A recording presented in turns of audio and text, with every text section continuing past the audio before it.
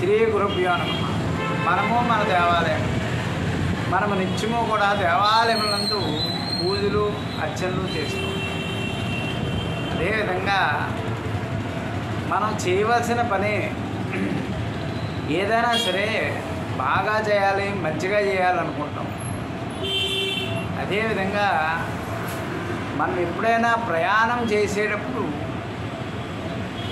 మొదట వినాయకునికి కొబ్బరికాయ కొట్టి అప్పుడు ప్రయాణం మొదలెట్టాలి.